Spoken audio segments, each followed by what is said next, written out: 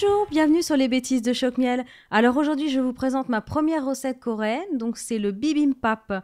Donc le nom est curieux mais bien sympathique et vous allez voir que la recette n'est pas très compliquée et vraiment super trop bon.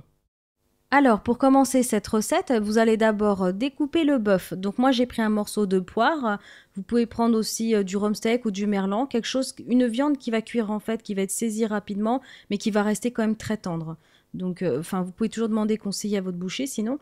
Alors, donc vous la découpez en tranches fines et vous mettez toutes ces petites tranches dans un saladier parce qu'ensuite on va faire un assaisonnement.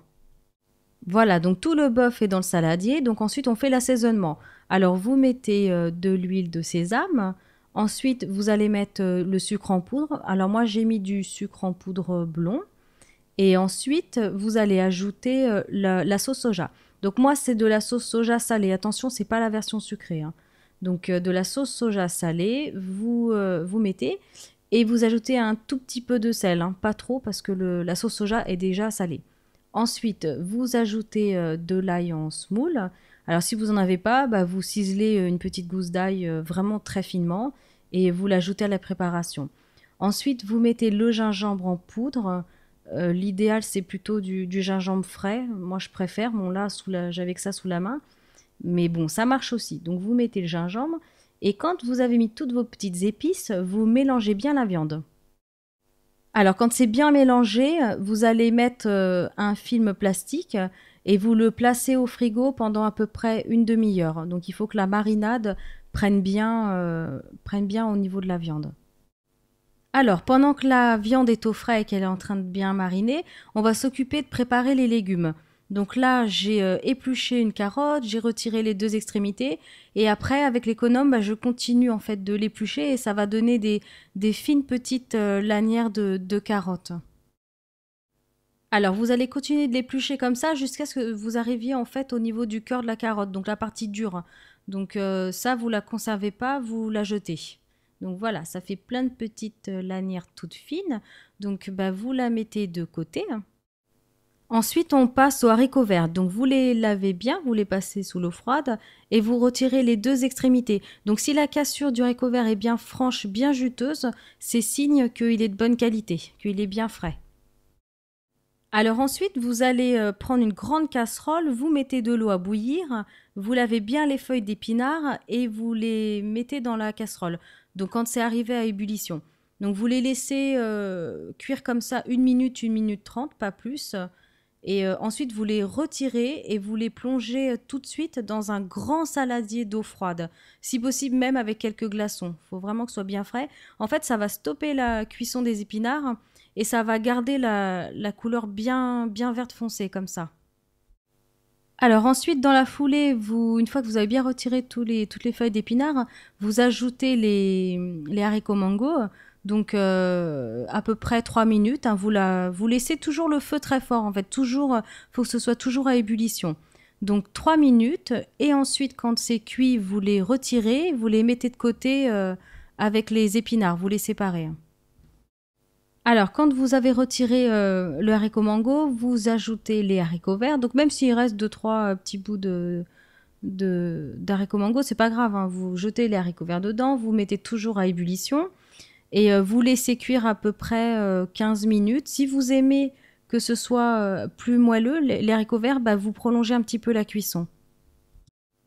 Alors, pendant que les haricots verts terminent de cuire, vous allez découper les champignons. Donc, vous pouvez prendre des champignons de Paris ou des shiitake, des champignons noirs, enfin, les champignons qui vous conviennent, on va dire. Donc, vous les découpez en lanières et vous les réservez ensuite. Ensuite, vous allez éplucher un oignon, vous retirez le germe au milieu parce que c'est indigeste et vous allez le couper en lanières, donc en lanières fines ou vous pouvez faire des plus gros morceaux, c'est vous qui voyez. Donc voilà, vous découpez tout l'oignon et vous le réservez aussi. Alors ensuite, on va passer à la cuisson des champignons et des carottes. Donc vous mettez un petit peu d'huile d'olive dans une poêle et vous mettez sur feu moyen et vous allez les laisser cuire comme ça pendant 5-6 minutes. Il faut que ce soit un petit peu doré, que ce soit saisi. Donc à surveiller la cuisson. Donc ensuite, vous allez préparer un bol avec une cuillère d'huile de sésame, un petit peu de sel. Vous mélangez un petit peu et ensuite vous allez placer alors les épinards cuits, les haricots mango. Alors il y en a qui assaisonnent séparément, vous pouvez le faire si vous préférez, hein.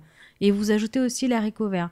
Donc soit vous mélangez ces 3 légumes ensemble en même temps, soit vous assaisonnez, vous prenez 3 petits saladiers et vous assaisonnez à part. Donc les épinards à part, les haricots mango et les haricots verts. Donc bon, moi je préfère comme ça, mais vous pouvez faire d'une autre manière.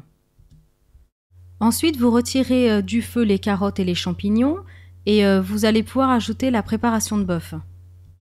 Alors si besoin, vous ajoutez un petit peu d'huile d'olive si la poêle n'est pas assez grasse. Donc vous ajoutez le bœuf et vous allez le saisir sur un feu moyen. Donc vous mélangez bien comme ça quelques minutes. Alors quand le bœuf est bien saisi, quand il est bien cuit, vous allez pouvoir ajouter les petites lanières d'oignons.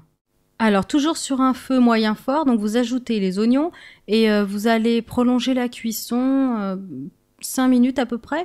Il faut qu'il soit bien fondant, que ce soit bien imprégné avec la viande et la marinade. Alors pendant que les oignons vont terminer de cuire, vous allez préparer une petite marinade, donc ça sera pour la fin. C'est une petite sauce qu'on va verser sur la préparation de riz et de viande et de légumes. Donc il vous faut de la sauce piment et de l'huile de sésame et vous mélangez bien. Donc là, la viande elle est prête, vous éteignez le feu et vous réservez. Ensuite, vous allez prendre une petite poêle, vous faites chauffer un petit peu d'huile de sésame et vous versez l'œuf en omelette. Donc là, cette fois-ci, j'ai fait une version avec l'omelette, mais normalement, c'est soit avec un œuf cru qu'on le présente, donc sur le plat final, ou soit un œuf au plat. Comme ça, avec l'œuf au plat, c'est bon parce qu'en fait, vous allez crever le jaune et ça va dégouliner sur le riz, sur les légumes, la viande et c'est super bon. Mais bon, pour une fois, je voulais essayer avec la version omelette crêpe. Voilà, donc là, la recette, elle est terminée. Donc, vous mettez du riz au fond de votre grand bol et vous réchauffez tous les petits ingrédients si vous les avez fait à l'avance et vous allez le présenter donc de cette façon. Donc, d'un côté, il y aura les haricots, le soja et les épinards. Ensuite, il y aura les carottes et les champignons. Ensuite, il y a la préparation de bœuf avec les oignons. Et pour terminer, eh ben, on va mettre soit l'œuf cru, soit l'œuf comme ça en omelette, un peu crêpe, cette version que j'ai faite, ou l'œuf présenté, l'œuf au plat. Et ensuite, on ajoute, pour la décoration, mais pour le goût aussi, bien sûr, des petites graines de sésame. Et là, j'ai oublié de filmer cette partie-là. Mais la marinade avec la sauce au piment et l'huile de sésame, en fait, vous allez l'ajouter par-dessus à ce moment-là. Donc, à peu près une cuillère à soupe. Si vous voulez que ce soit un petit peu plus relevé, vous en mettez un petit peu plus. Eh bien, je vous souhaite un bon appétit et c'est vraiment une recette à faire et à refaire, on s'en lasse pas. Vous pouvez retrouver toutes les proportions sur le blog www.chocmiel.com.